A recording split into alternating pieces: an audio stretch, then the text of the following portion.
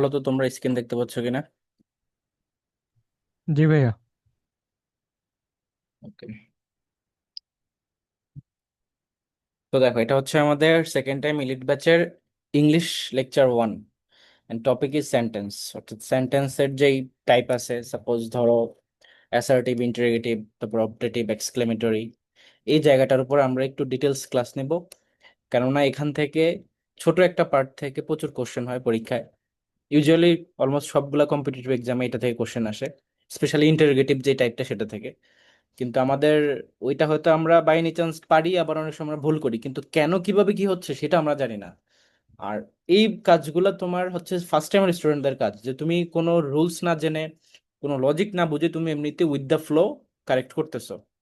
কিন্তু two be honest, ধরো যখন একটু কম্পিটিশন বেড়ে যাবে, সেকেন্ড টাইমের স্টুডেন্টরা যখন পরীক্ষা দেয় তারা কিন্তু সবকিছু জেনে বুঝে পরীক্ষা দেয়, যে এই কারণে এই রুলসটা অ্যাপ্লিকেবল, বাকিগুলো হবে না।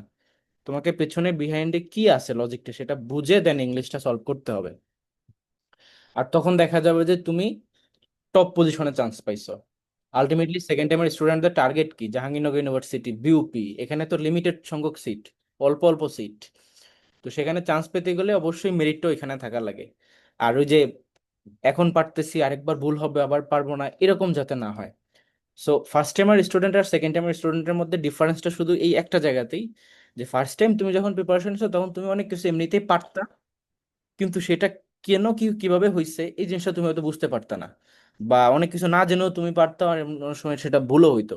কিন্তু সেকেন্ড টাইম যখন তুমি প্রিপারেশন নিবে তখন তোমাকে প্রত্যেকটা জিনিস খুঁটিনাটি বুঝে বুঝে লজিক জেনে দেন তোমাকে সেটা সলভ করতে হবে, মানে তোমাকে এখানে ডিটেলস অ্যানালাইসিস করে পড়তে হবে। আর এই জিনিসগুলোকে তুমি মাথার ভিতরে নিয়েই পরীক্ষার হলটায় পেয়ার করবা, তখন দেখবা যে ভালো একটা জায়গা যাবে। এটা আমি আমার নিজেরটাও বলতে পারি এক্সপিরিয়েন্স, বা আমার যে কোনো মানে প্রিভিয়াস স্টুডেন্টের কথাও তোমাদেরকে যদি বলি, সেম। আমি নিজেও ফার্স্ট টাইম এরকম অনেক কিছু পারতাম। আমি যখন ফার্স্ট টাইম তোমার মেডিকেল প্রিপারেশন ছিল তো আমার, তো তখন হচ্ছে আমি মনে পড়ে যে 15টা ইংলিশের মধ্যে 14টা আমার হয়েছিল, আমি একটা স্কিপ করছিলাম, সেটা মানে দাগাই নাই। 14টায় আমি মার্ক পাইছি ইংলিশে। 15 মার্কের কোশ্চেন ছিল একটা পরীক্ষা আর কি। তো তখন আমার কাছে মনে হয়েছিল যে আচ্ছা, এই কোশ্চেন তো এটা, অ্যান্সার তো এটাই মনে হচ্ছে এটাই হবে, কোশ্চেনের অ্যান্সার এটা, এটা মনে হচ্ছে এটা হবে। মানে আমি বুঝতেছিলাম যে এটা অ্যান্সার হবে, এটা এভাবে দাগাইছি। বাট একটা বিষয় আছে না, যে মানে এইটা এই কোশ্চেনটা এখানে এই রুলস থেকে আসছে, তাই এটাই হবে, বাকি তিনটা অপশন কোনোটাই হবে না। এই যে একটা কনফিডেন্স, এটা তখন ছিল না। মানে আমি বরাবরই ইংলিশে ভালো ছিলাম, তাই আর কি ধরো আমার কাছে মনে হচ্ছিল যে এটা অ্যান্সার আমি দাগাইছি, আর এটা মনে হচ্ছে যে আমার এটা হবে না, তাই আমি এটা দাগাবো না। সো এইরকম আর কি প্রিপারেশন থাকে ফার্স্ট টাইমের স্টুডেন্টদের। কিন্তু সেকেন্ড টাইম এটা করা যাবে না, এটা আমার নিজেরই রিয়েলাইজেশন। আমি অনেক আমি তখন ফার্স্ট টাইম পরীক্ষা দিয়ে আমি ভাবতাম, অলওয়েজ সবসময় বলতাম, আমার ফ্রেন্ডরা বলতো তুই তো ইংলিশ অনেক ভালো, ইংলিশ অনেক ভালো। কিন্তু এই ভালো দিয়ে কোনো কাজ হবে না আনলেস তুমি যদি লজিকটা না জানো, বা কনফিডেন্টলি তুমি না বলতে পারো যে দিস ইজ দ্য রিজন, যে এইটাই কারেক্ট অ্যান্সার আর এই অপশনগুলো রং। সবাই কি আমার পয়েন্টটা বুঝতে পারছো? বলো। হ্যাঁ ভাইয়া। হ্যাঁ, অনেক সময় হয় কি, দেখবা যে পরীক্ষাতে তো তোমার দেওয়া থাকে, মানে কোশ্চেন দেওয়া থাকে, উত্তরও দেওয়া থাকে। আর অনেক সময় আমরা সুর মিলিয়ে মিলিয়ে অ্যান্সার করতে চাই, যে এই অপশনটার সাথে এই সেন্টেন্সটা খাপ খাচ্ছে, বাকিগুলোর সাথে অপশনগুলোর সাথে মিলতেছে না, এভাবে সুর মিলিয়ে মিলিয়ে, বা হচ্ছে দেখতে ভালো লাগতেছে তাই, বা হচ্ছে এমনিতে মনে হচ্ছে যে এটাই উত্তর হবে। তো এই যে এই কারণগুলো, এগুলোর কারণে আমরা অ্যান্সার করি, অনেক সময় আমাদের সেটা হয়, অনেক সময় আর হয়ও না। কিন্তু টিচাররা এক একজন আর সাইকোলজিক্যালি কোশ্চেন দেয়, তারা ট্রাই করে যে অপশনগুলো কেমন ভাবে সেট করতে, যে তোমার কাছে যেটা মনে হবে সেটা উত্তর, তার পাশেরটাও তোমার আরো বেশি মনে হবে যে এটা আরো বেটার উত্তর, তার পাশেরটা মনে হবে যে না এটা আরো বেশি হইতে পারে, তারপর সেটা মনে হবে যে না, এটা আরো বেশি হইতে পারে। মানে তোমাকে একটা কনফিউশনের মধ্যে রাখার ট্রাই করে, আর তবে তুমি একটা দাগাবা, দেখবা যে নেগেটিভ মার্কিং, তাই না? এই যে নেগেটিভ মার্কিংটা কিন্তু খুব ক্রুশিয়াল। বি কেয়ারফুল, যে কোনো এক্সামে নেগেটিভ মার্কিং থাকা মানে হচ্ছে তোমাকে এখানে ইলিমিনেট করার একটা প্রসেস। যে তুমি ফাঁদে পা দিবা, দ্যাট মিনস তোমার কারেক্ট উত্তর থেকে 1 মার্ক, 1.5 মার্ক এরকম চলে যাবে। চারটা ভুল করলে 1 মার্ক, বা কোথাও কোথাও তোমার যেমন বিউপিতে তোমার দুইটা ভুল করলে 1 মার্ক নাই। বিউপিতে কিন্তু 0.5 করে নেগেটিভ মার্ক, এটা জানো সবাই? জি ভাইয়া, গতবার পরীক্ষা দিছিলাম। হ্যাঁ। So be careful. এখন আসো আমরা একটু শুরু করি, যে first topic, that is sentence. তো সেন্টেন্সের মধ্যে অনেকগুলা জিনিস আছে, বিশেষ করে তোমার এই যে সেন্টেন্সের যে টাইপটা। তার আগে আমরা একটু দেখি যে সেন্টেন্স জিনিসটা কি। সেন্টেন্সটা হচ্ছে a group of words gives complete sense is called a sentence. অর্থাৎ সেন্টেন্স হচ্ছে তোমার কতগুলো শব্দের একটা গ্রুপ যেটা কিনা তোমার একটা মিনিং দিবে, ঠিক আছে, একটা কমপ্লিট সেন্স তৈরি করবে, তখন সেটাকে তুমি সেন্টেন্স বলবা। আচ্ছা, তো এমনিতেও আমরা যখন জানি যে বাংলার ক্ষেত্রে যখন একটা বাক্য বলে, বাক্যের তিনটা গুণ কি কি বলো তো? একটা বাক্যের, সার্থক বাক্যের তিনটা গুণ থাকে। যোগ্যতা, আসক্তি আর আর কি জানি, আকাঙ্ক্ষা। আকাঙ্ক্ষা, চিন্তা। রাইট। সো দেখো, এর মধ্যে যোগ্যতা থাকতে হবে, আসক্তিও থাকতে হবে, আর একটা হচ্ছে তোমার আকাঙ্ক্ষা, কি থাকবে নাকি থাকবে না, বলো? অবশ্যই থাকবে। আকাঙ্ক্ষা থাকবে না, যদি থাকে তাইলে সেটা কারেক্ট সেন্টেন্স না, মানে তিনটা যোগ্যতা তো, মানে আকাঙ্ক্ষা থাকা যাবে না, বাকিগুলা থাকতে হবে, এটা হচ্ছে লজিক। আকাঙ্ক্ষা মানে কি, মনে করো যে তুমি একটা সেন্টেন্স বলছো, আমি কাল, এরপরে তুমি চুপ হয়ে গেছো, তাহলে কি এই বাক্যের মধ্যে একটা আকাঙ্ক্ষা থেকে গেছে না? আমি কাল কি, মানে শেষ করো কথা। হোয়াট, বলতে হবে যে আমি কাল আসবো বা আমি কাল আসবো না, তখন কি একটা প্রপার সেন্স থাকবে। তার মানে আকাঙ্ক্ষাটা থাকা যাবে না। আর বাদ বাকি যেটা, যেমন যোগ্যতা মানে কি, তুমি বললা যে আমি আকাশে উড়ি, তো এটা কি কোনো সেন্টেন্স হবে? আমি আকাশে উড়ি, is this a correct one? Um, মানুষ না কিভাবে, ভাইয়া। মানুষের তো পাখা নাই, মানুষ কিভাবে আকাশে উড়বে? তো মানে এই বাক্যের যোগ্যতা নাই। আবার ধরো এটা, যেমন আমি আসবো কাল, আমি বা হচ্ছে, মানে এরকম টাইপের, যে মানে স্ট্রাকচার যেটা চেঞ্জ হয়ে যায়, সাপোজ যেটা যেখানে বসার কথা ছিল শুরুতে, তারপরে ভার্ব, তারপরে এক্সটেনশন, যেটা ফরম্যাট, সেটা উলটপালট হয়ে গেল, ঠিক আছে, তোমার সেন্টেন্সের যে একটা স্ট্রাকচার সেটা যদি নষ্ট হয়। তো ইংলিশও ঠিক তেমনি, যখন তুমি একটা সেন্টেন্স বলবা সেখানে এরকম কিছু স্ট্রাকচার থাকে, শুরুতে সাবজেক্ট বসে, তারপরে তোমার হেল্পিং ভার্ব, তারপর মেইন ভার্ব, তারপর তোমার অবজেক্ট বা এক্সটেনশন, এভাবে করে তোমার একটা সেন্টেন্স সেন্স মেক করলে তখন সেটাকে আমরা প্রপার সেন্টেন্স বলবো। বাট এই সেন্টেন্সের মধ্যে কিছু কাইন্ড আছে, যেমন তোমার assertive, interrogative, imperative, exclamatory. Assertive সেন্টেন্সটা আমরা সবাই জানি, এটা খুব সহজ, মানে এখানে মূলত ইনফরমেশন বেসড একটা স্টেটমেন্ট, তাই। ইন্টারগেটিভটাও আমরা সবাই চিনি, এখানে কোশ্চেন করা হয়, তোমাকে প্রশ্ন করা হবে, এখন প্রশ্ন হইতে পারে ডিরেক্ট, প্রশ্ন হইতে পারে ইনডিরেক্ট, আবার প্রশ্ন হইতে পারে তোমার জাস্ট হ্যাঁ বা নাতে, আবার প্রশ্ন হইতে পারে যে অনেক ডিটেলসে উত্তর করা লাগতে পারে। সো এই ধরনের কিছু ক্লাসিফিকেশন আছে, এটা থেকেই পরীক্ষায় সবচেয়ে বেশি কোশ্চেন আসে, তো এটাকে আমি 3 স্টার দিয়ে রাখলাম। ইম্পারেটিভটা জাস্ট আমাদের চিনে রাখতে হবে, কেননা ইম্পারেটিভ সেন্টেন্স ভেদে বিভিন্ন ধরনের গ্রামার রুলস, বিভিন্ন ধরনের মানে আলাদা আলাদা টপিকের ক্ষেত্রে এটার ইমপ্লিকেশন থাকে, যেমন ট্যাগ কোশ্চেনের বেলায়, ন্যারেশনের বেলায়। তো ইম্পারেটিভ সেন্টেন্সটাকে তোমাকে বুঝতে হবে, সেই টপিকের সময় তুমি এটাকে বুঝে সেইভাবেই সলভ করতে হবে। তাই এটা বেশি ইম্পর্ট্যান্ট, এটাকে আমি 2 স্টার দিতে পারি। আচ্ছা, আর এক্সক্লেমেটরি হচ্ছে কি, যেখানে মনের আকস্মিক অনুভূতি প্রকাশ পায়, এটা থেকে পরীক্ষায় আসে আবার আসে না, বাট এটা আসলে এমনিতে আমরা বুঝতে পারি, কারণ এক্সক্লেমেটরি সেন্টেন্স যেটা হবে সেখানে একটা এক্সক্লেমেশন সাইন থাকবে, দ্যাট ইজ এইটা, এরকম একটা এক্সক্লেমেশন সাইন থাকতেই হবে। সো এটা থাকা মানেই কি যে এটা এক্সক্লেমেটরি সেন্টেন্স। বাট পরীক্ষায় কোনটা আসে অ্যাডমিশন টেস্টে, তোমাকে হচ্ছে এক্সক্লেমেটরি সেন্টেন্স বানাইতে বলতে পারে, ঠিক আছে। যেমন তোমার যখন এক্সক্লেমেশন সেন্টেন্স তৈরি হয় তখন নর্মালি কি ফরম্যাটে হয়, বলো তো, কি কি দিয়ে হয়, বলো? হুররে, হাওয়েভার, এগুলা তো হচ্ছে, অ্যালাস। এগুলা তো হচ্ছে এক্সক্লেমেশনের তোমার বিভিন্ন ধরনের ওয়ার্ড, যেমন তোমার এটা এক্সক্লেমেটরি ওয়ার্ড বলতে পারো। কিন্তু আমি জিজ্ঞেস করছি যে ফরম্যাট যখন তুমি চেঞ্জ করবা, ঠিক আছে, তখন তুমি কি দিয়ে হ্যাঁ, শুরু ভার্বটা করবা? লাস্টে, ভার্ব বলো ভার্বটা বলো। লাস্টে চলে যায় না? হ্যাঁ, ভার্বটা লাস্টে চলে যায় না? না না, সেটা বলতেছি না আমি, দ্যাটস কারেক্ট, ভার্ব ওদিকে যাবে, আহ, কিন্তু যে হোয়াটে, তারপর হাউ, এরকম স্ট্রাকচার তোমরা পড়ো নাই? ভাইয়া প্রথমে হ্যাঁ, ডাব্লিউএইচ ওয়ার্ড হ্যাঁ আসবে। হ্যাঁ, ডাব্লিউএইচ ওয়ার্ড থাকবে, রাইট, অর্থাৎ সেখানে দুইটা ইউজুয়ালি ইউজ হয়, হোয়াটে দিয়ে হয় অথবা হাউ দিয়ে হয়। এবং যখন তুমি সেটাকে আবার চেঞ্জ করবা তখন কি ইউজ করতে হয়, একটা পার্টিকুলার শব্দ ইউজ করতে হয়, সেটা কি বলো তো? ভেরি বা মাছ, ভেরি, বা রাইট বেশ রাইট, কিছু। ভেরি ভেরি, ভেরি বা সো, এরকম। So, আমি এটাই জানতে চাইছি। আই হ্যাঁ, গেস তোমরা এই জিনিসগুলো সম্পর্কে ফ্যামিলিয়ার। এখন চলে আসো এখানে, যে অ্যাসার্টিভ সেন্টেন্স এটা কি করে, টু গিভ ইনফরমেশন, অর্থাৎ কোনো ধরনের স্টেটমেন্ট বা ইনফরমেশন দেওয়ার জন্য আমরা ইউজুয়ালি অ্যাসার্টিভ সেন্টেন্স ইউজ করে থাকি। এখন অ্যাসার্টিভ সেন্টেন্সের মধ্যে টু টাইপস, একটা হচ্ছে অ্যাফার্মেটিভ আর একটা হচ্ছে নেগেটিভ। অ্যাফার্মেটিভ কি? অ্যাফার্মেটিভ হচ্ছে যেখানে সাবজেক্ট থাকবে, হেল্পিং ভার্ব থাকবে, তারপর মেইন ভার্ব থাকবে, তারপর অবজেক্ট থাকবে, এবং এখানে কোনো নট বা নো এই টাইপের নেগেটিভ কোনো ওয়ার্ড থাকবে না। Like she is writing an email, এখানে কি কোনো নেগেটিভ ওয়ার্ড আছে? নাই। তারপর I am going to Dhaka, এখানেও কোনো নেগেটিভ কিছু নাই, এই দুইটা হচ্ছে অ্যাফার্মেটিভ কথাবার্তা। ঠিক আছে? আর সেম জিনিসটা যদি তুমি এভাবে বলো, she is not writing an email, I am not going to Dhaka, তখন সেক্ষেত্রে দেখো দুইটা জায়গাতেই নট আছে।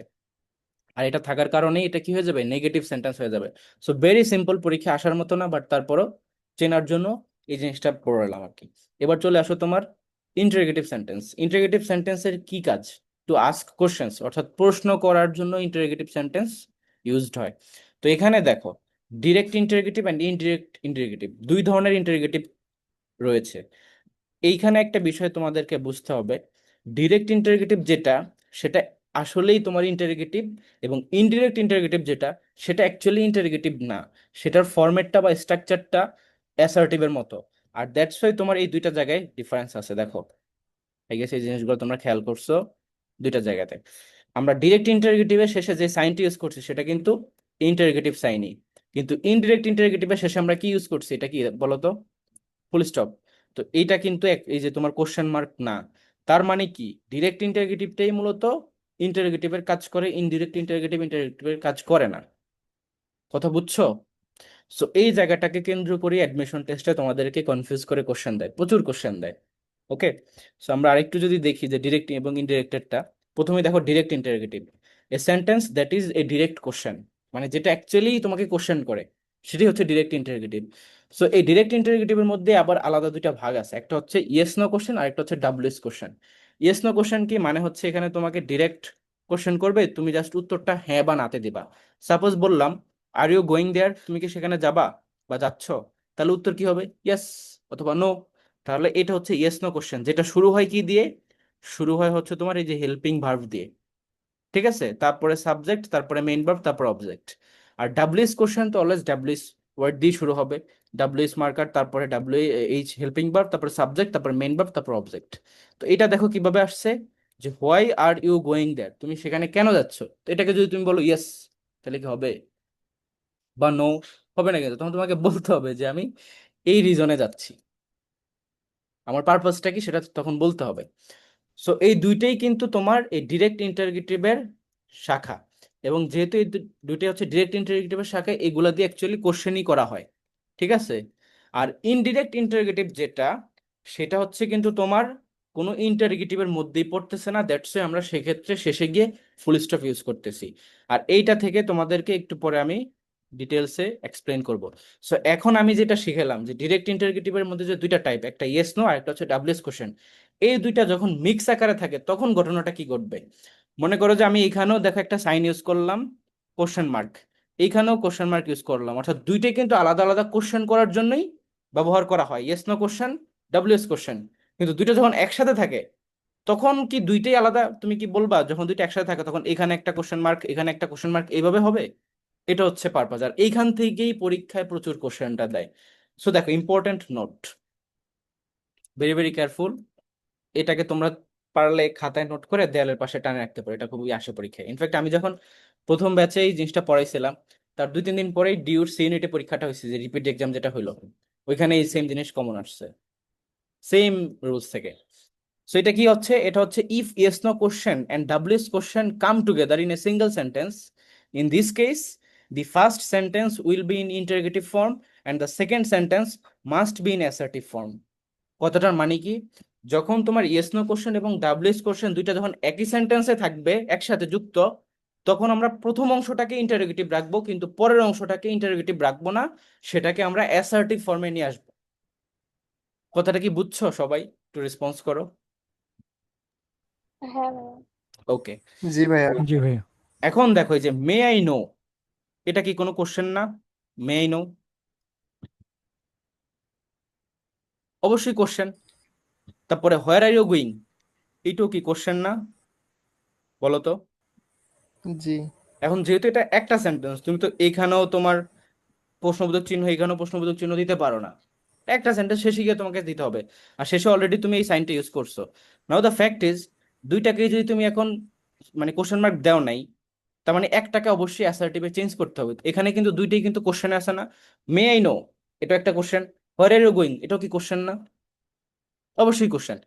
তা আমরা এখানে কি বলছি, যে প্রথম অংশটা কোশ্চেন মার্ক থাকবে, কোশ্চেন ফরম্যাটে থাকবে, মানে ইন্টারোগেটিভ ফরম্যাটে থাকবে, দ্বিতীয় অংশটা কি ফরম্যাটে থাকবে, অ্যাসার্টিভ ফরম্যাটে থাকবে।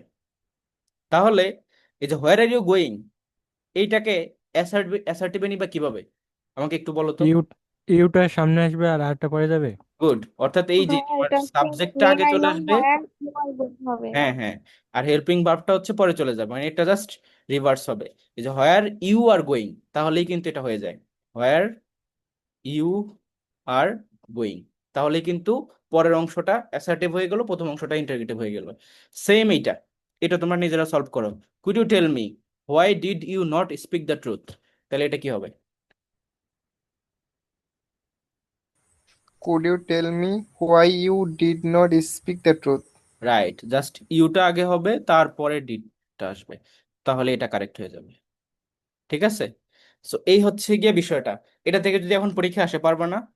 এটা কিন্তু ভেরি ভেরি ইম্পর্টেন্ট, এখান থেকে একটা এমসিকিউ থাকেই ইংলিশে।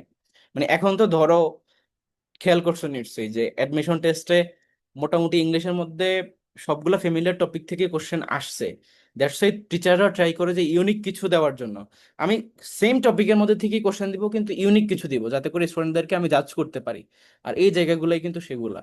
তোমাকে সিম্পল টপিক থেকে কোশ্চেন দিচ্ছে, কি থেকে দিচ্ছে? Interrogative sentence. আমরা কিন্তু ক্লাস 6-7-এ থাকতে এগুলো খুব ভালোভাবে শিখি, ওইখান থেকে কোশ্চেন দিচ্ছে, বাট তোমাকে এমন ভাবে দিবে যে তুমি কনফিউজড হয়ে যাবা। So be careful. এখানে দেখো, টেস্ট ইউরসেলফ, দুইটা এক্সাম্পল আছে। May I know why you do not talk to him, এটা কি হবে বলো? এখানে তো ভুল আছে নাকি ঠিক আছে বলো?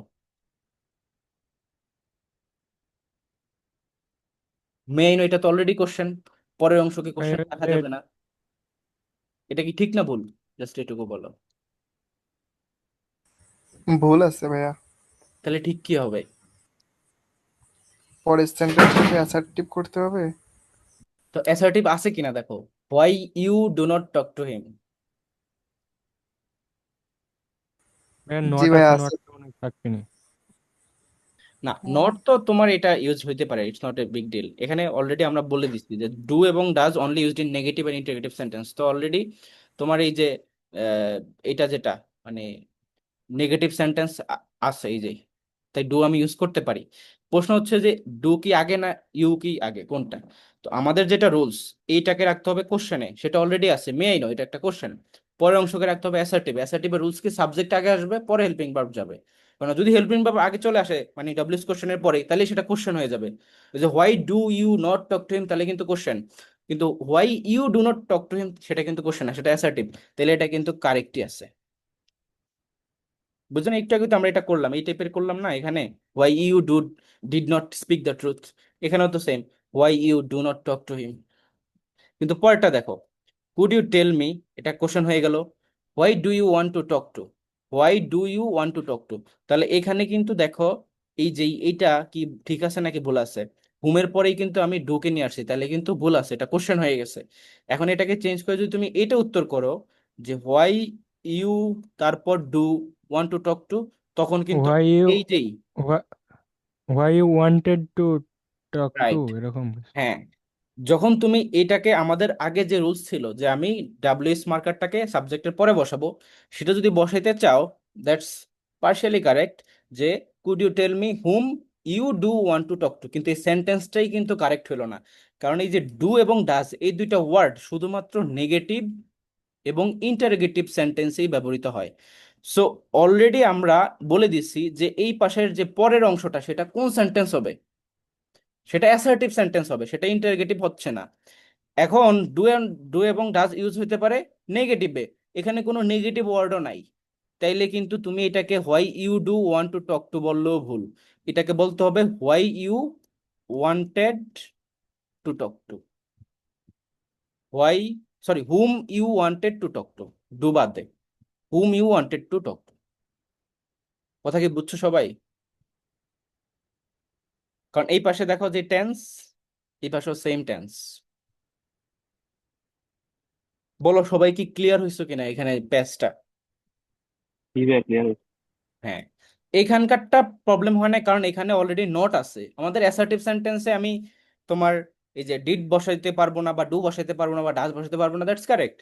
কিন্তু নেগেটিভ সেন্টেন্স হলে বসাতে পারবো, তো নেগেটিভ তো আছে এখানে, কিন্তু এখানে অ্যাসার্টিভ করলাম কিন্তু কোনো নেগেটিভও কিছু নাই, তাহলে তো আমি হোয়াই ইউ ডু বললে হবে না, এই ডুকে বাদ দিয়ে দিলেই তোমার ওয়ান্টকে বলতে হবে ওয়ান্টেড টু টক টু, কারণ এই দুই পাশে সেম টেন্স রাখতে হবে। তাই পরেরটাতে ভাইয়া চলে এখানে হুমের পরে ডিড হবে না কোশ্চেনে?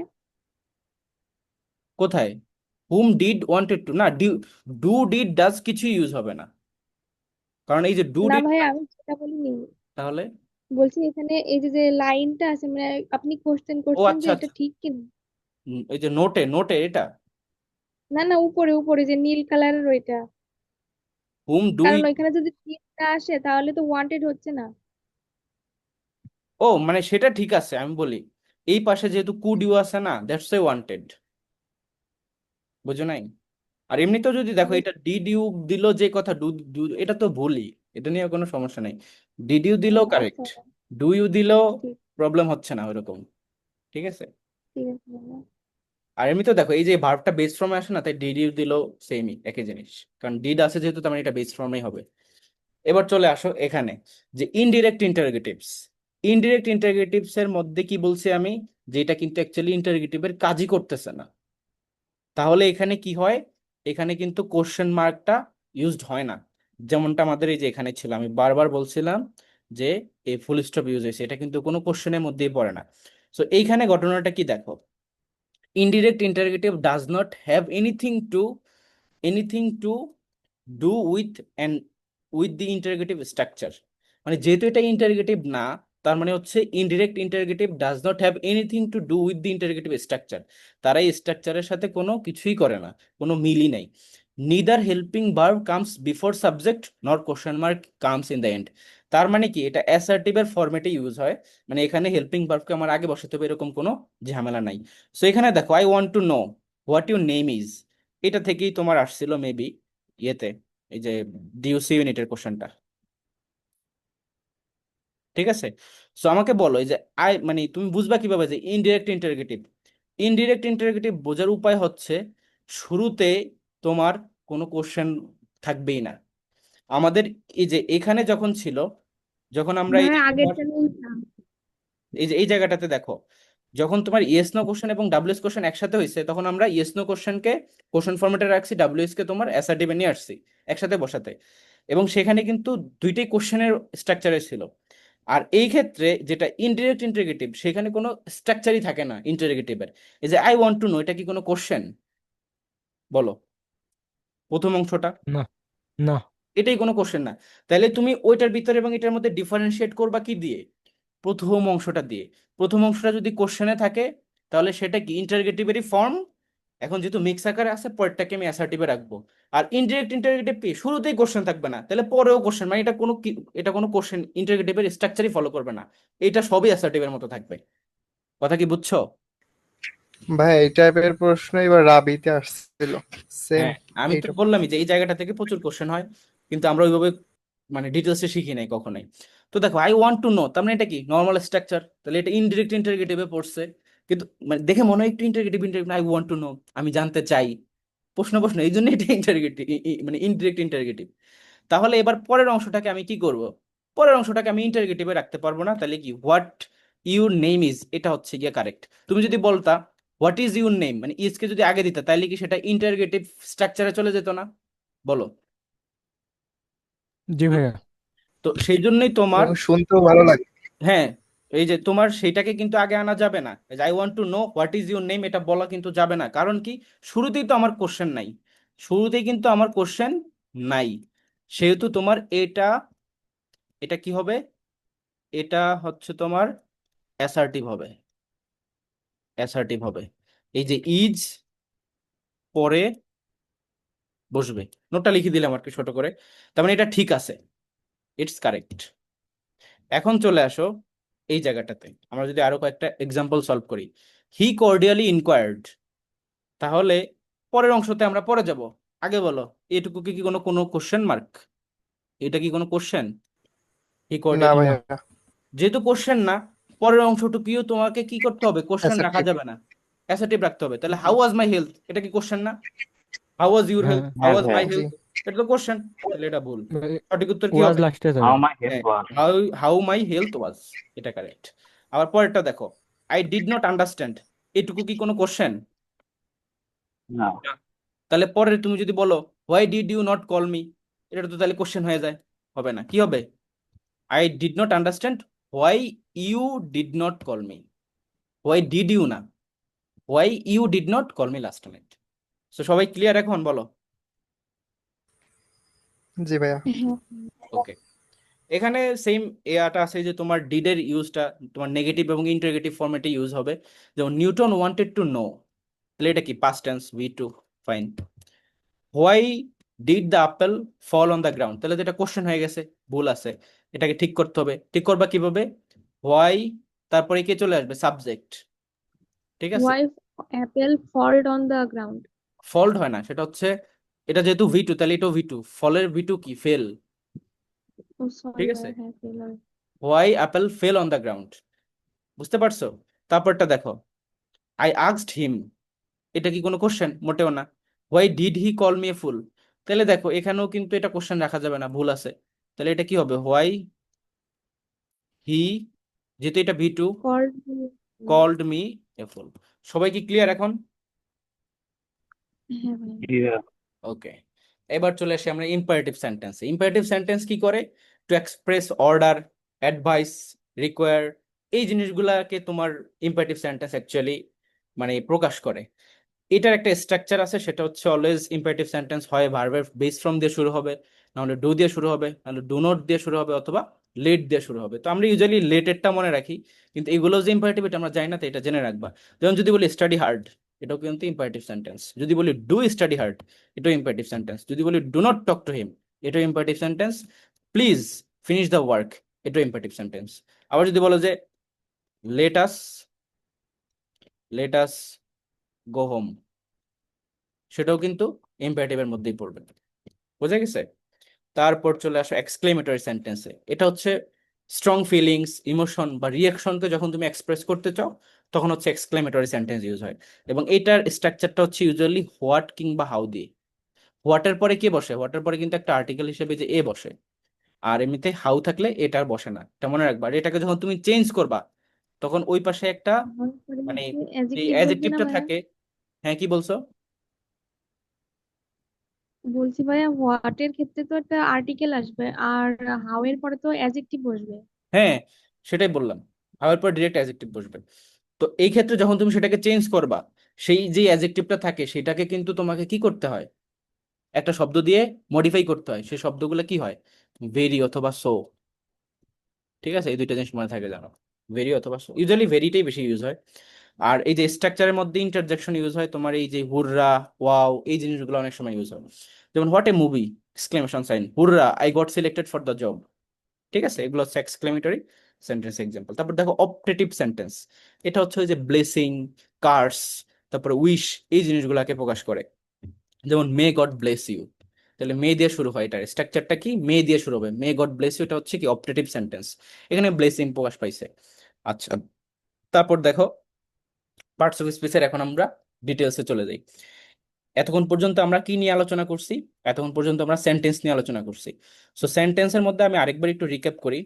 সেন্টেন্সের মধ্যে এই যে চারটা type, assertive, interrogative, imperative, exclamatory, তার মধ্যে ইম্পারেটিভ এবং ইন্টারগেটিভটা হচ্ছে বেশি ইম্পর্টেন্ট। ইন্টারগেটিভ থেকেই ইউজুয়ালি কোশ্চেনটা আসে, ইদানিং সবচেয়ে বেশি আসে ইন্টারগেটিভ থেকে। আর ইম্পারেটিভটা হচ্ছে আমাদেরকে জানতে হবে যে এটা কি কি সেন্টেন্স বা কিভাবে মানে ইম্পারেটিভটা চিনতে হবে জাস্ট।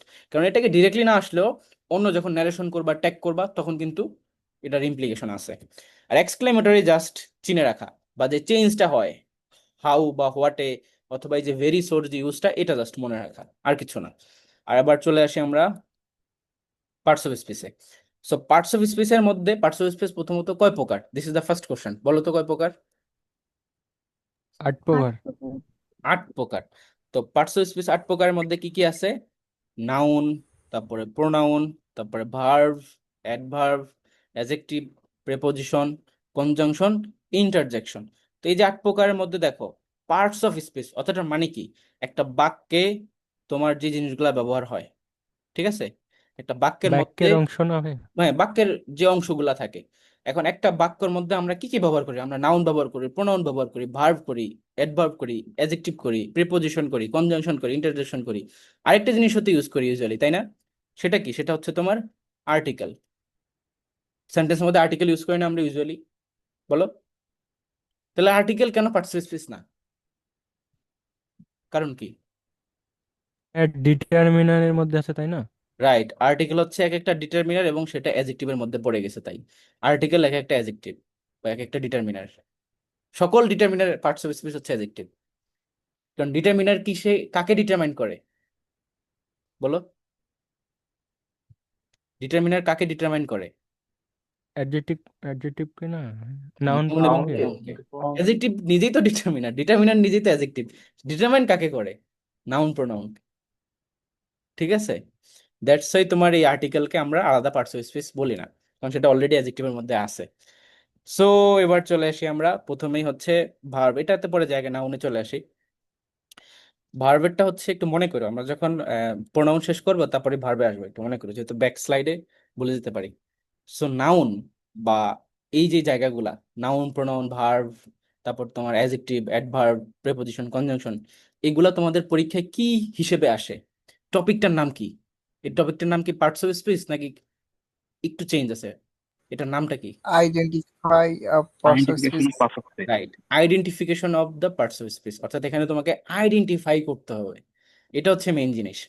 সো একটা সেন্টেন্সের মধ্যে কোনটা কোন পার্টস অফ এটা বোঝার জন্য পৃথিবীতে দুইটা ওয়ে আছে। একটা হচ্ছে যে তোমার এই যে শব্দগুলো, এই শব্দগুলোর সাথে কি সাফিক্স যুক্ত আছে বা কি প্রিফিক্স যুক্ত আছে, এটা দিয়ে বোঝা।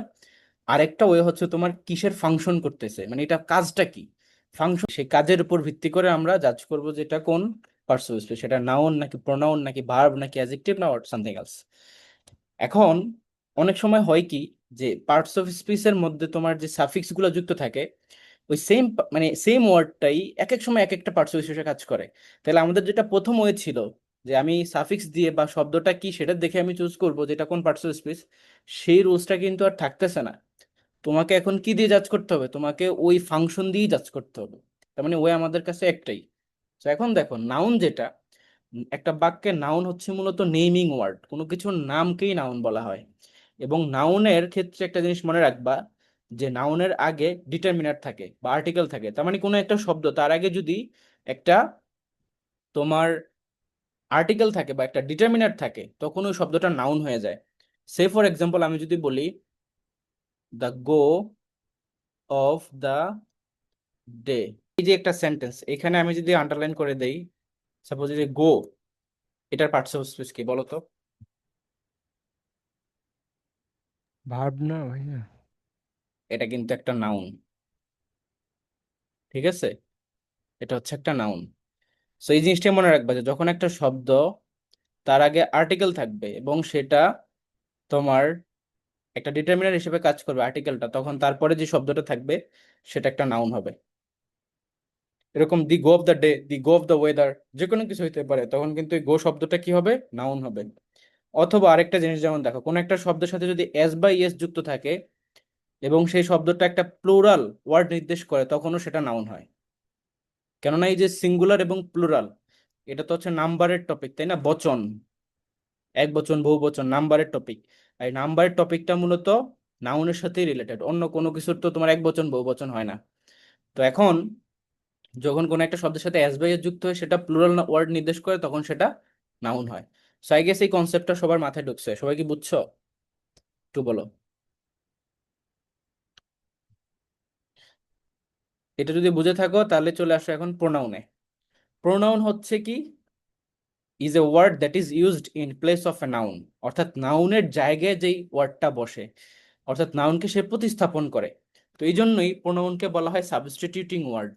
এবং প্রোনাউনের এই যে অপর নামটা বা সাবস্টিটিউটিং ওয়ার্ড, এটা থেকে রাজশাহী ইউনিভার্সিটিতে কোশ্চেন আসছিল, যে নিচের কোনটাকে সাবস্টিটিউশন ওয়ার্ড বলা হয়।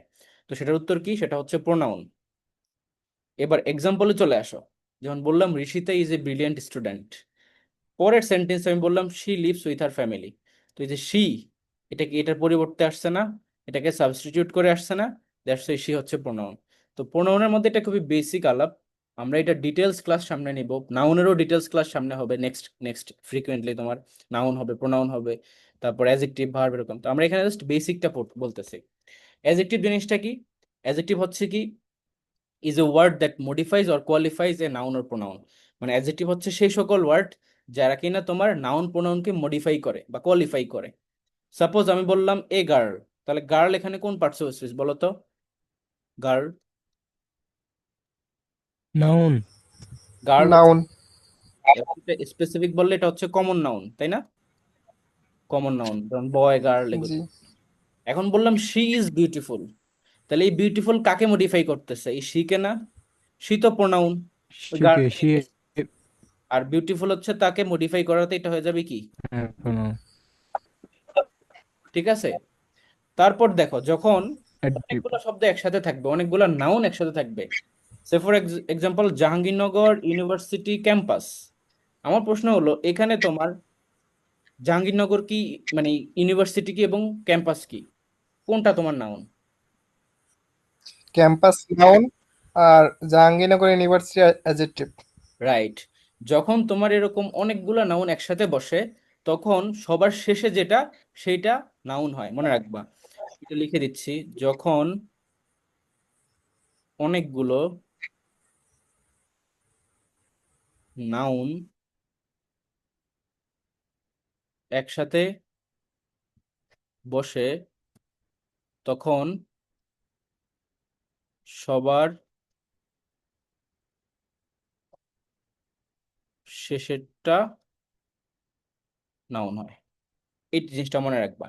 অর্থাৎ তোমার এখানে ক্যাম্পাস শব্দটা, এটা হচ্ছে কি একটা নাউন, আর এই যে জাহাঙ্গীরনগর ইউনিভার্সিটি, এটা হচ্ছে অ্যাডজেক্টিভ।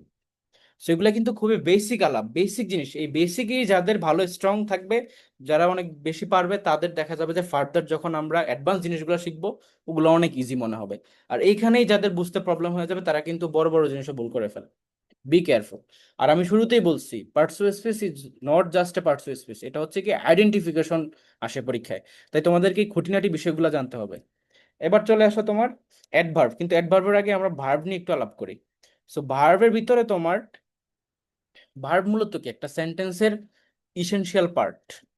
মানে একটা সেন্টেন্স হওয়ার জন্য ভার্ব লাগবেই, ভার্ব ছাড়া কিন্তু কোনো সেন্টেন্স হতে পারে না। এই জন্য এটাকে কি বলা যায়? Essential part of a sentence. সবাই কি বুঝছো? সাপোজ এই জিনিসটাকে তুমি কেন এত ইম্পর্টেন্স দিয়ে মানে বলতেছি যে এটা একটা essential part of a sentence. আমরা কনজাংশন পড়বো অনেক সময়, কনজাংশন। আমার প্রশ্ন হলো, কনজাংশন কিসের কাজ করে বলো? কনজাংশনের কাজ কি? সে কি কি করে? কনজাংশন কাকে যুক্ত করে?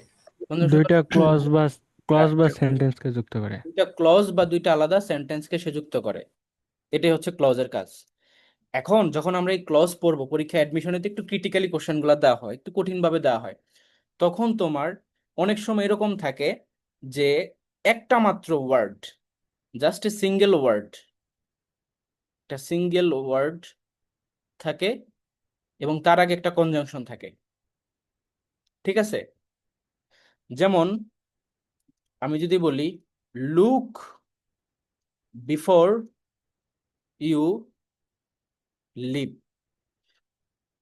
সো আমাকে বলো, এই বিফোর এখানে কি, কিসে কাজ করতেছে বলো? কনজাংশন। কনজাংশনের কাজ করতেছে। এখন কেন কনজাংশনের কাজ করতেছে? কারণ সেই পাশে একটা ক্লজকে যুক্ত করছে, এই পাশে একটা ক্লজকে যুক্ত করছে।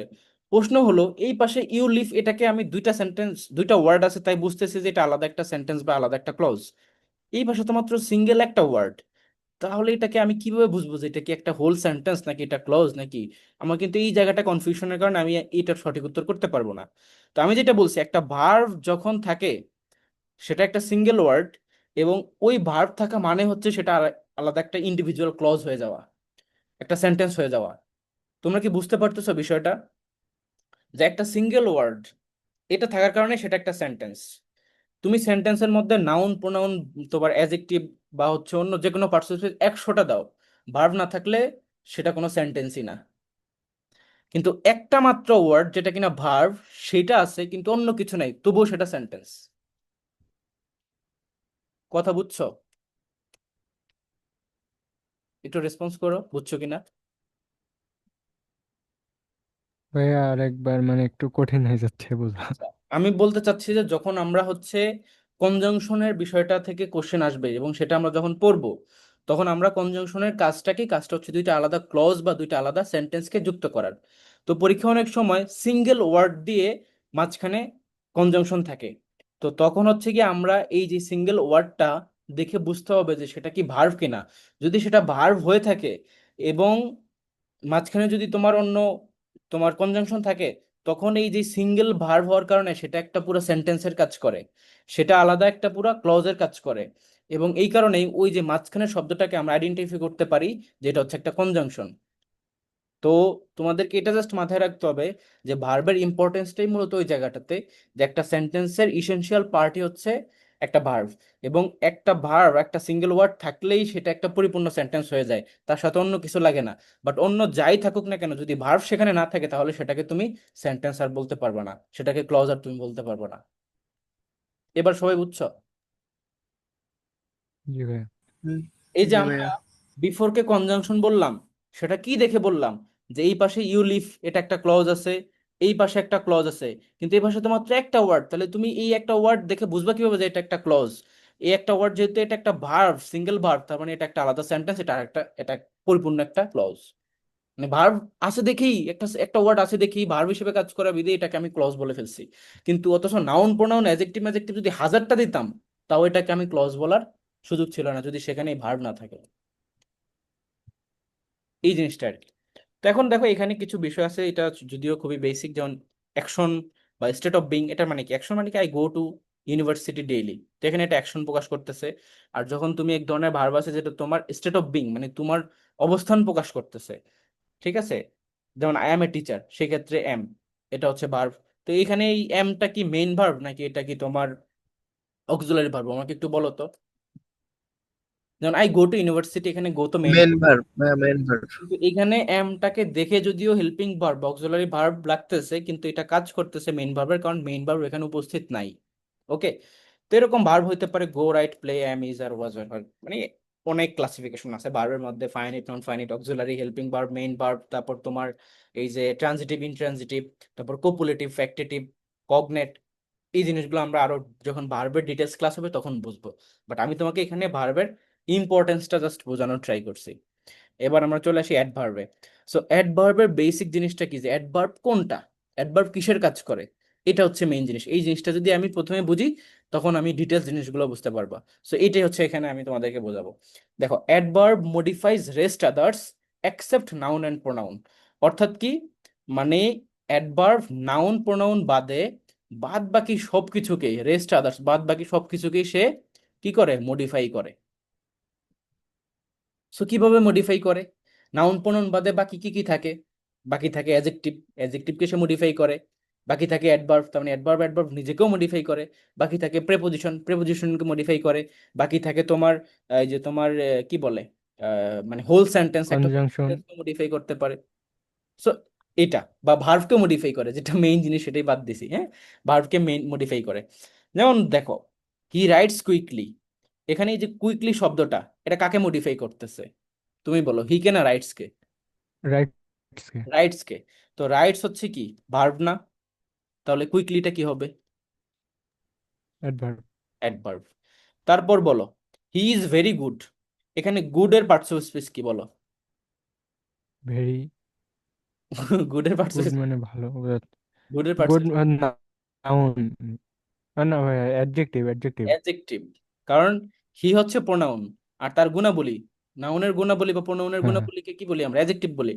তাহলে ভেরি অ্যাডজেক্টিভ। কাকে মডিফাই করতেছে? ভেরি কে গুড মডিফাই, ভেরি, গুড কে ভেরি মডিফাই করছে। গুড কে ভেরি মডিফাই, তো গুড এর পার্টস স্পেস কি? অ্যাডজেক্টিভ, তার মানে ভেরি এখানে অ্যাডজেক্টিভ কে মডিফাই করতেছে। অ্যাডজেক্টিভ। তাহলে এখানে ভেরিটা কি? অ্যাডভার্ব। অ্যাডভার্ব। কারণ অ্যাডভার্ব কাকে মডিফাই করছে? অ্যাডজেক্টিভ কে মডিফাই করছে।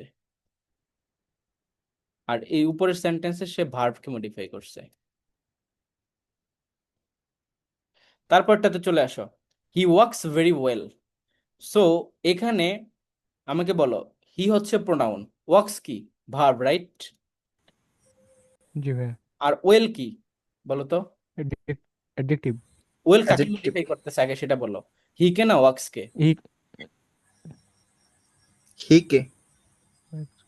হি ওয়ার্কস ভেরি ওয়েল এখানে কি দাঁড়ায়, মানে সে ভালো নাকি সে ওয়েল হাঁটে ভালো? সে হাঁটে বলো। তাহলে মডিফাই কাকে করলো? ওয়াক্স। ওয়েক্স কে। ওয়ার্কস কে। ওয়ার্কস কে করাতে এটার পার্টস স্পেস এখন কি হয়ে যাবে? ওয়ার্কস যেহেতু ভার্ব, ভার্বকে কে মডিফাই করে? অ্যাডভার্ব। অ্যাডভার্ব। অ্যাডভার্ব। তাহলে ভেরি কাকে মডিফাই করতেছে? অ্যাডভার্ব ওয়েল কে কে। নাকি?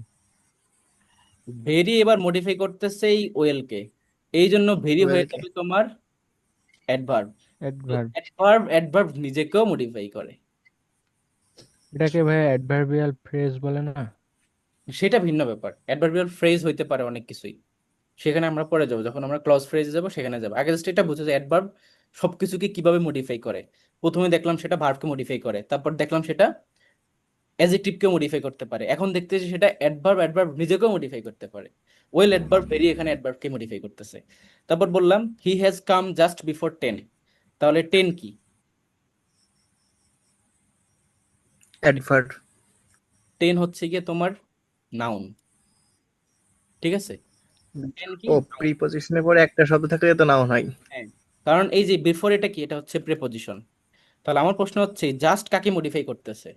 এই প্রিপোজিশনকে না? Just before, yes. হুম, এই জন্য জি ভাইয়া। এটা তখন অ্যাডভার্ব কাকে মডিফাই করতেছে? প্রিপজিশন।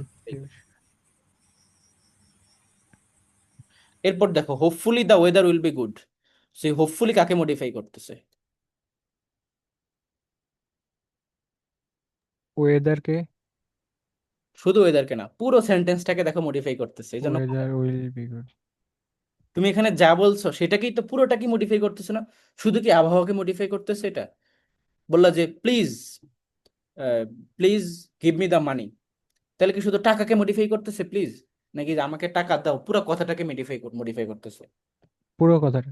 পুরো কথাটাকে। ঠিক তেমনি এখানেও hopefully the weather will be good, এখানে পুরো কথাটাকে মডিফাই করতেছে, এই জন্য হোপফুলি এটা হচ্ছে একটা অ্যাডভার্ব যেটা কিনা হোল সেন্টেন্সকেও মডিফাই করতে পারে, হোল সেন্টেন্সকেও মডিফাই করতে পারে।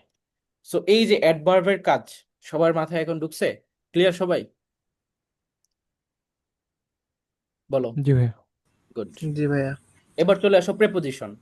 সো প্রেপোজিশন হচ্ছে কি জানো? প্রিপোজিশন কথাটার মধ্যেই প্রিপোজিশনের কাজ লুকায়িত, মানে প্রি যোগ পজিশন, ঠিক আছে? প্রি যোগ পজিশন। তাহলে প্রি মানে হচ্ছে পূর্বে, এখন কিসের পূর্বে? দীর্ঘকাল। এটা হচ্ছে তোমার নাউন বা প্রোনাউনের পূর্বে, ঠিক আছে? নাউন বা প্রোনাউনের পূর্বে, অর্থাৎ প্রিপোজিশন তখনই প্রিপোজিশন হবে যখন তারপরে নাউন প্রোনাউন উপস্থিত থাকবে, আদারওয়াইজ সেটাকে তুমি কখনোই প্রিপোজিশন বলতে পারবে না। এই জন্যই দেখো আমি স্ট্রাকচারটাকে সুন্দর করে এখানে লিখে রাখছি যে preposition plus and oblique P, মানে প্রেপোজিশনের পরে অবশ্যই নাউন অথবা প্রোনাউন থাকবেই, না হলে সেটা প্রিপোজিশনই না। প্রিপোজিশনের কাজ কি? It shows the relationship of a noun and pronoun to another word, মানে এটা নাউন প্রোনাউনের সাথে অন্য শব্দের সম্পর্কটাকে প্রকাশ করে। প্রিপোজিশন হতে পারে অ্যাট, ইন, উইথ, তারপর নিয়ার, বিটুইন, ফলোইং, রিগার্ডিং, এগুলো প্রিপোজিশন। ঠিক তেমনি তোমার এই যে অ্যাকসেপ্ট, সিপিটি, এটা একটা প্রিপোজিশন। ওকে, সো কিভাবে এই জিনিসটাকে আমি তোমাদেরকে একটু বোঝাচ্ছি। ধরো আমি বললাম এই যে দ্য সান, এগুলো কিন্তু অ্যাডমিশনারি কোশ্চেন, ওয়েন্ট ডাউন।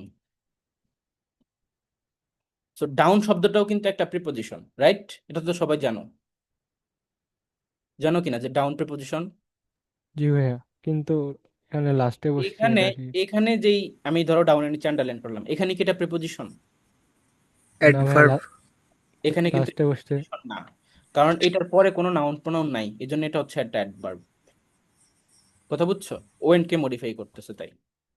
তো এরকম তোমাদেরকে ক্রিটিক্যালি কোশ্চেন দিবে, সো বি কেয়ারফুল প্রিপোজিশন তখনই প্রিপোজিশন হবে যখন তারপরে তোমার নাউন প্রোনাউন থাকে। আমি যদি বলি, এই যে বলে না অনেক সময় মে কামিন, বলে যে ইয়েস কামিন, ইন এটা তো একটা প্রিপোজিশন, তাই না? কিন্তু এই ক্ষেত্রে ইনটা কি প্রিপোজিশন? কামিন না। এটা কিন্তু না। না, কারণ তারপরে কোনো নাউন প্রোনাউন নাই, এটাও কিন্তু তখন অ্যাডভার্ব। So be careful. এবার চলে আসো নেক্সট প্রিপোজিশন, আই গেস সবার বোঝা হয়ে গেছে। কনজাংশন, কনজাংশনের আরেকটা নামই হচ্ছে জয়নিং ওয়ার্ড। সো কনজাংশন হতে পারে and, or, but, because, since, এগুলা। আমরা তখন কোনটা পড়ছিলাম? Conjunction before, right? বিফোর। ঠিক তেমনি এখানে যেমন আছে he was guilty so he was punished, এখানে যেমন সো আছে, সো হচ্ছে কনজাংশন, কারণ দুই পাশে দেখো দুইটা আলাদা কি আছে, ভার্ব আছে। এই যে ওয়াজ গিলটি, ওয়াজ পানিশড, এখানে একটা ভার্ব বা সেন্টেন্সও তো বোঝাচ্ছে ভাই এখানে। হ্যাঁ দুইটা আলাদা সেন্টেন্স, ভার্ব আছে, মানে সেন্টেন্সটা বোঝারই ওই কি ভার্ব থাকা। এটা হচ্ছে ভি টু, যদিও ভি টু এরকম। তারপরটাতে চলে আসো ইন্টারজেকশন। ইন্টারজেকশন হচ্ছে মনের আকস্মিক যে অনুভূতিগুলো প্রকাশ পায়, এক্সপ্রেসিভ ওয়ার্ড, ওয়াও, ও, ও শিট, ও, আউচ, হুররা, এইগুলো হচ্ছে তোমার ইন্টারজেকশন। যেমন আউচ দ্যাট হার্ট। তো এটার মূলত একটা ভিডিও দেখে আমি এর আগে বুঝাইতাম যে তোমার ইন্টারজেকশন কি। So এখন হয়তো টাইম নেই তাই দেখাচ্ছি না। ঠিক আছে, একটা জাস্ট রিভিউ করে দিচ্ছি পার্টস গুলা। তোমাদেরকে আমি একটা গ্রুপে ভিডিও লিঙ্ক দিব না, ওইটা হচ্ছে ইন্টারজেকশন, সবাই দেখো। ঠিক আছে, গ্রুপে লিঙ্ক দিয়ে, আচ্ছা এখন দিয়ে দিচ্ছি। ঠিক আছে,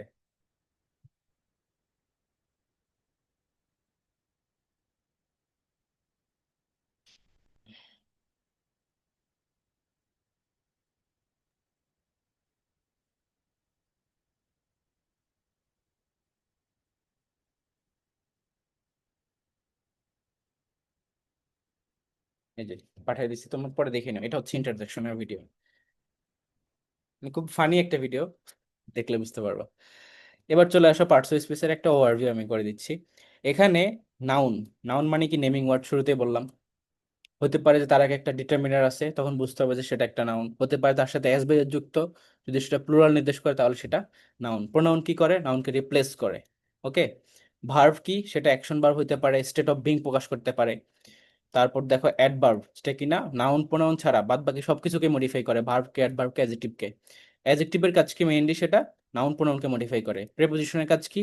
এটা রিলেশনশিপ শো করে, এবং তারপরে অবশ্যই নাউন প্রোনাউন থাকতে হবে।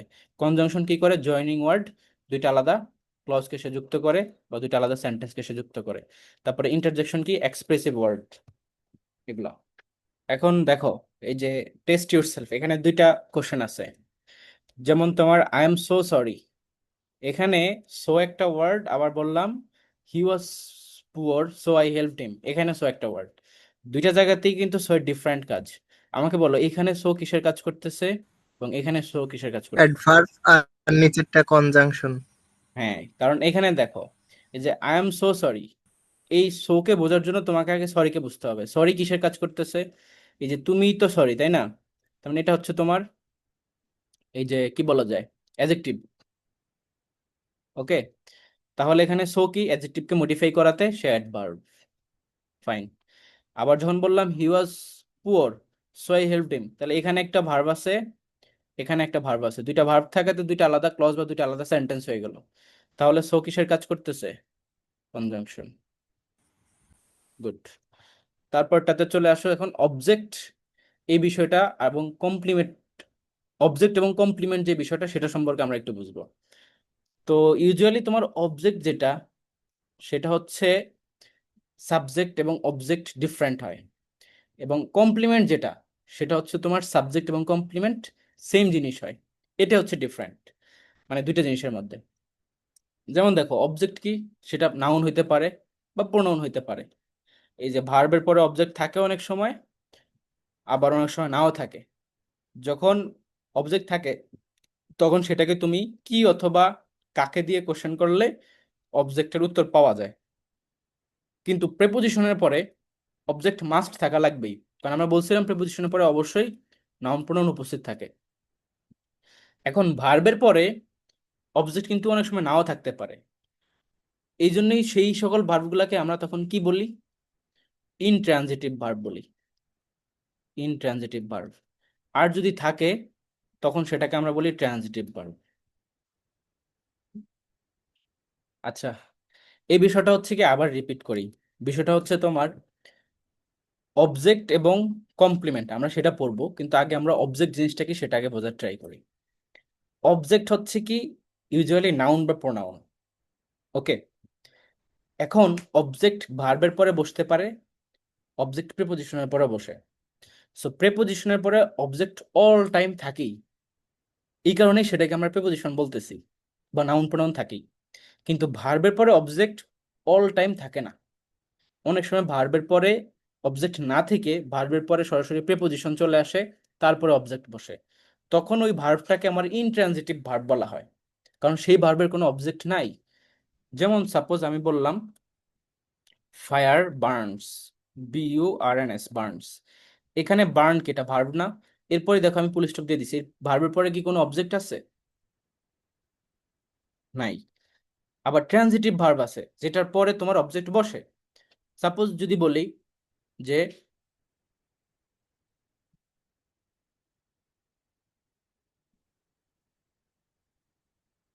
সাপোজ যদি বলি যেমন আই ওয়েন্ট হোম। না, আই ওয়েন্ট হোম এটা এটা এখানেও কিন্তু ভার্বের অবজেক্ট নাই। হোম তো অ্যাডভার্বের কাজ করতেছে, it's not an object. Suppose I like, হ্যাঁ এটা। সাপোজ আমি বললাম আই লাইক করিম, ঠিক আছে? আই লাইক করিম, একটা ছেলে।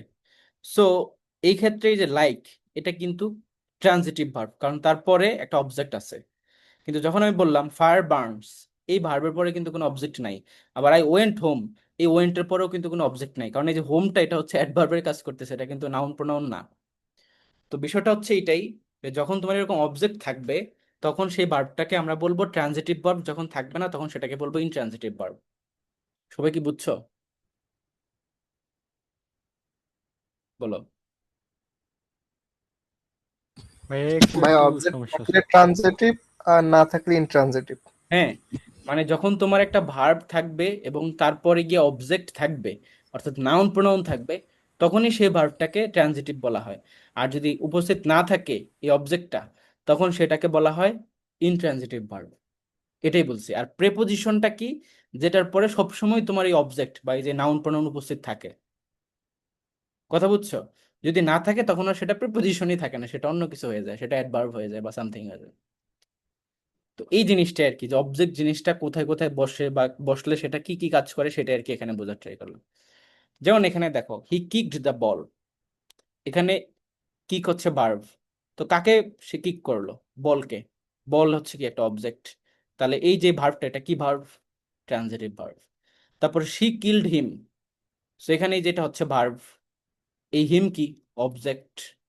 তাহলে এই কিলটা কি? ট্রানজিটিভ। সবাই বুঝছো? তারপর এটা দেখো আই লাভ ইউ, ইউ কি? অবজেক্ট। তাহলে এই যে লাভ কি? Transitive verb.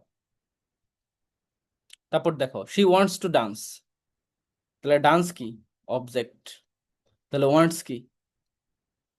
এটা কিন্তু ইনট্রানজিটিভ। প্রশ্ন করতে পারো যে ভাই এটা ইনট্রানজিটিভ কেন হলো? কারণ এই যে অবজেক্ট, এটা কিন্তু এই ভার্বের অবজেক্ট না, এটা হচ্ছে এই টু এর অবজেক্ট, প্রিপো। সবাই কি বুঝছো? ভাইয়া প্রিপোজিশনের পর অবজেক্ট থাকে, এটা কি মানে ট্রানজিটিভ হবে না? না, একটা ভার্ব তখনই ট্রানজিটিভ হবে যখন তার পরপরই তার অবজেক্ট থাকবে।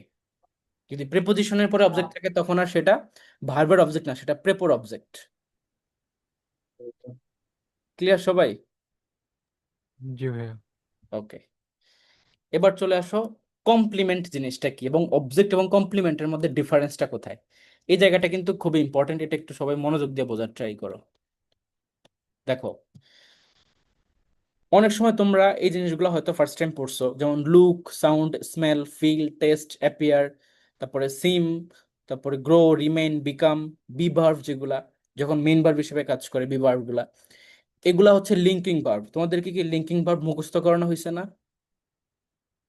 বলো।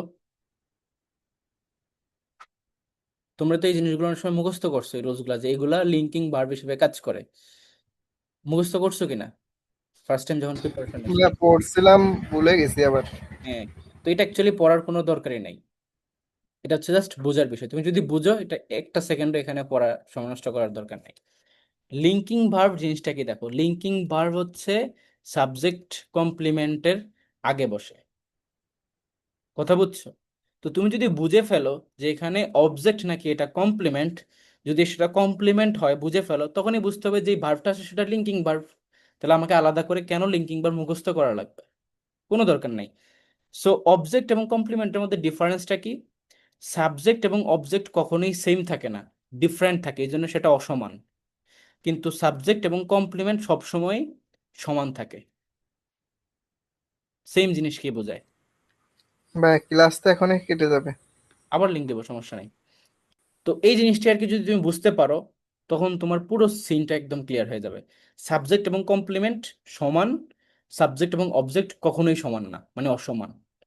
সাপোজ যেমন তোমার আই এম এ টিচার, এক্ষেত্রে তোমার আই যেটা এবং এ টিচার যেটা একই ব্যক্তি না? জি ভাইয়া। তাহলে এখানে সম্পর্কটা কি? ইকুয়াল। তাহলে এই যে এ টিচার, এটা হচ্ছে কি? কমপ্লিমেন্ট। এবং আমি বলছিলাম যখন তোমার কমপ্লিমেন্ট হয়, যে ভার্বটা তখন ইউজ হয়, সেই ভার্বটাকে কি বলা হয়? লিঙ্কিং ভার্ব বলা লিঙ্কিং হয়। ভার্ব। তাহলে এখানে এই যে এমটা কি ভার্ব? Linking verb. ভার্ব। আবার দেখো শি ইজ বিউটিফুল, এখানে বিউটিফুল আর শি কি একই ব্যক্তি না, একই জিনিস না? জি ভাইয়া। তাহলে এটাও কমপ্লিমেন্ট, এবং এখানে এই যে ইজটা হচ্ছে কি? Linking verb. Linking verb. আবার দেখো সুগার টেস্ট সুইট, এখানে সুইট কে? এই সুগার না? তাহলে সাবজেক্ট এবং হুম, সুইট ইকুয়াল দুইটা সম্পর্ক, একা। তাহলে কি হ্যাঁ। তাহলে এই যে টেস্ট এখানে কি ভার্ব? তারপর দেখো এই যে হি সিমস লাকি, তাহলে হি আর লাকি সাবজেক্ট এবং এই যে লাকি একই জিনিস না? হ্যাঁ। তাহলে এটাও কমপ্লিমেন্ট, কারণ এখানে সাবজেক্ট ইজ ইকুয়াল টু তোমার কমপ্লিমেন্ট, এবং মাঝখানে যে যুক্ত আছে তোমার যেটা দিয়ে, সেটাকেই বলা হয় লিঙ্কিং ভার্ব। কথা বুঝছো? তো এই যে সিমসও তার মানে হচ্ছে একটা লিঙ্কিং ভার্ব। এখন আমরা যদি একটু আগে দেখলাম যেটা, এই যে look, sound, smell, feel, taste, appear, seem, grow, remain, become, বিভার মেইন ভার্ব হিসেবে যখন কাজ করে, তো এগুলা কি আলাদা করে মুখস্থ করার দরকার আছে? তুমি বলো। হুম? না ভাইয়া। এখন তুমি দেখলেই বুঝবা যে এটা হচ্ছে এখানে লিঙ্কিং ভার্ব হিসেবে কাজ করতেছে, কারণ তুমি তখন দেখতে হবে যে সাবজেক্ট এবং কমপ্লিমেন্ট হয়েছে কিনা, সেম হয়েছে। এখানে চলে আসো, হি ম্যারিড এ রাইটার, এক্ষেত্রে হি আর এই যে রাইটার, এটা কি সেম? না, আলাদা দুইটা। এখানে কিন্তু দুইটা সেম না, কারণ যদি সেম হইতো তাহলে তো সে কি হয়ে যেত, সে তো অন্য কিছু হয়ে যেত, তাই না? তো দেখো, হি ম্যারিড এ রাইটার, তার মানে এটা নিশ্চয়ই অন্য একজনকে সে বিয়ে করছে, যে কাজের প্রফেশনের দিক থেকে একজন রাইটার। ধরো যে তার যে ওয়াইফ, সে হচ্ছে রাইটার। তার মানে এটা কিন্তু এখানে অবজেক্ট, এটা কিন্তু কমপ্লিমেন্ট না। আর এই কারণে এই যে ম্যারিড, এটা কিন্তু লিঙ্কিং ভার্ব না। কিন্তু এটা দেখো, হি বিকাম এ রাইটার, এই ক্ষেত্রে রাইটারকে আর হিকে একই জিনিস না? বলো। জি ভাইয়া। এটা কিন্তু কমপ্লিমেন্ট, এবং এখানে এই যে বিকাম, এটা হচ্ছে লিঙ্কিং ভার্ব। মূল কথা হচ্ছে ভাইয়া একজনকে মানে নিজেকেই বোঝাবে হ্যাঁ, তেমন। তখনই কমপ্লিমেন্ট হবে, তখনই লিঙ্কিং ভার্ব থাকবে। ওকে, সো আই গেস এতটুকুই ছিল। আর আই গেস তোমরা এই জিনিসগুলো সবকিছুই বুঝছো। ইংলিশের মধ্যে যারা এরকম তোমার বেসিক থেকে ফান্ডামেন্টাল লেভেল থেকে সবকিছু একটু একটু একটু করে শিখবে, তাদের কাছে ইংলিশ সবচেয়ে ফেভারিট সাবজেক্ট হয়ে যাবে, এটা ট্রুলি বলতেছি। তোমার কাছে এখন যদি মনে হয় যে ভাই ইংলিশ অনেক কঠিন, ইংলিশের কারণে অ্যাডমিশনে চান্স পাই না, ভালো করতে পারি না, তাহলে এটা আমি বলে দিচ্ছি যে ইংলিশের কারণে তুমি এখন টপ করতে পারবে। আর এইভাবে যখন তোমাদেরকে প্রত্যেকটা বিষয় খুঁটিনাটি ধরে ধরে পড়াবো, তুমি এমসিকিউ যখন সলভ করবে, তখন তোমার কাছে জিনিসগুলো খুব ইজি মনে হবে। আর কিভাবে ইজি মনে হবে, তুমি বুঝতে পারবা যে বাকি অপশনগুলো হবে না, এটাই হবে। আর এইভাবেই যে ইলিমিনেশন মেথডে, যে একটা প্রশ্ন দেওয়া থাকে এমসিকিউ, এবং তারপরে হচ্ছে গিয়ে তোমার যে একটা উত্তর বের করতে হয়, তখন তো তোমাকে বুঝতে হবে যে কেন এগুলা হবে না, কেন এই অপশনটাই হবে। এই যে রিজন জেনে লজিক জেনে যারা পড়াশোনা করে তারা আলটিমেটলি ভালো করে। সেকেন্ড টাইমের স্টুডেন্টদের এটাই হওয়া উচিত রেসপন্সিবিলিটি, যে তুমি সবকিছু জেনে বুঝে, লজিক জেনে বুঝে, রুলস জেনে বুঝে সেভাবে সলভ করবা। তো বলো আজকে যা যা পড়ালাম, স্পেশালি তোমার এই যে সেন্টেন্সের যে টাইপ, ইন্টারোগেটিভ, ডিরেক্ট, ইনডিরেক্ট যে ব্যাপারটা, তারপর তোমার হচ্ছে পার্টস অফ স্পিচের যে আইডেন্টিফিকেশনের ব্যাপারটা, এরপরে এখন এই যে তোমার অবজেক্ট কমপ্লিমেন্ট, এই যে জায়গাটা, পুরোটা কি ক্লিয়ার হয়েছে তোমাদের? বলো। ভাইয়া আমার আগের থেকে এই অবজেক্ট কমপ্লিমেন্ট লিঙ্কিং ভার্ব এখানে প্রবলেম ছিল, আজকে ক্লিয়ার হয়ে গেছে। ওকে, গুড। এই জিনিসগুলো কিন্তু তাছাড়া আগে ওই যে, যেগুলো ছিল সবই ঠিক আছে। হ্যাঁ এই জিনিসগুলো হচ্ছে একদম বেসিক। আর বেসিক এই যে লেভেলটা যদি তুমি ভালোভাবে ক্রিয়েট করে নাও, বেসমেন্টটা যদি ভালো হয়, সামনে ইংলিশের যতগুলো অ্যাডভান্স টপিক আসবে, সে ফর এক্সাম্পল ধরো আমি যদি ক্লজ এন্ড ফ্রেজে যাই, ধরো জিরান পার্টিসিপল ইনফিনিটিভে যাই, তারপর ধরো তোমার ড্যাংলিং মডিফায়ার, ইনভার্সনে যাই, তারপর ধরো আদার্স যে টপিকগুলো আছে, right from verb, subject verb agreement, sentence correction, pin point error, ওই জায়গাগুলো তখন তোমার কাছে একদম ইজি মনে হবে। এটা আমি মিন করে বলতেছি। আর ইংলিশ খুব মজার সাবজেক্ট। ইংলিশ যতটা মজা, ম্যাথও সেম ততটাই মজা। কিন্তু স্টুডেন্টরা এই দুইটা সাবজেক্টেই প্রচুর ভয় পায়, বাট সেকেন্ড টাইমের স্টুডেন্টদের এই দুইটা সাবজেক্ট ছাড়া কোনো ওয়ে নাই। তুমি জাহাঙ্গীরনগরে ভালো করতে চাও, বিউপিতে ভালো করতে চাও, রাজশাহীতে ভালো করতে চাও, চট্টগ্রামে ভালো করতে চাও, তোমাকে ম্যাথ আর ইংলিশে ভালো হইতেই হবে। আর আমি এটা তোমাদেরকে বলতেছি যে আমার প্রত্যেকটা ইংলিশ ক্লাস শেষ হওয়ার পর নিজেই বলবা, বা যে কোনো সাবজেক্টের কথাই যদি বলি নিজেই বলবো যে না ভাইয়া এটা এখন আমার কাছে অনেক ইজি লাগতেছে, আমি এখান থেকে কোশ্চেন আসলে পারবো।